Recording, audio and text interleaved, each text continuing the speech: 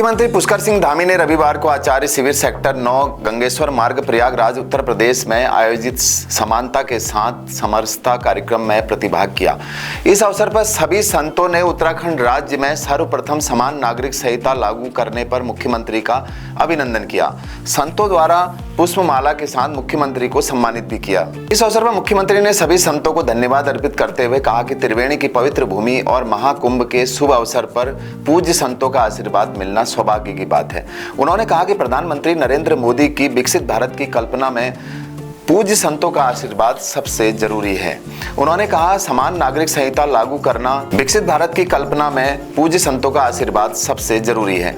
उन्होंने कहा समान नागरिक संहिता लागू करना विकसित भारत की ओर कदम बढ़ाना है। मेरा जो सम्मान संतों ने किया है वह उत्तराखंड के प्रत्येक नागरिक का सम्मान है। मुख्यमंत्री ने कहा कि 2022 विधानसभा चुनाव से पहले हमने उत्तराखंड की जनता के सामने समान नागरिक संहिता लागू करने का संकल्प रखा था।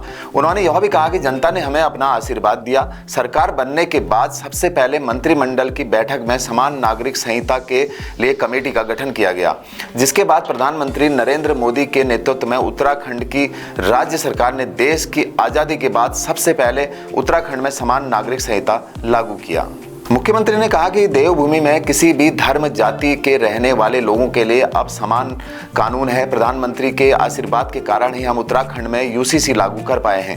मुख्यमंत्री ने कहा कि संविधान निर्माताओं ने भी समान कानूनों का प्रावधान किया था। उत्तराखंड में देवभूमि है। हमारा राज्य गंगा यमुना चारों धामों आदि कैलाश संतों का प्रदेश है। उत्तराखंड राज्य में प्रत्येक घर का सदस्य सेना में है।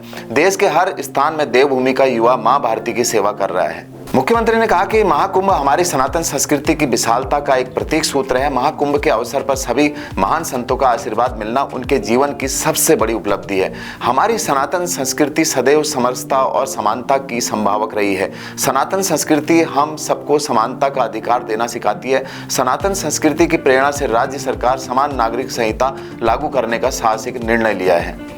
इसी प्रकार की खबरों को देखने के लिए आप देखते रहें प्रतिपक्ष संवाद। नमस्कार।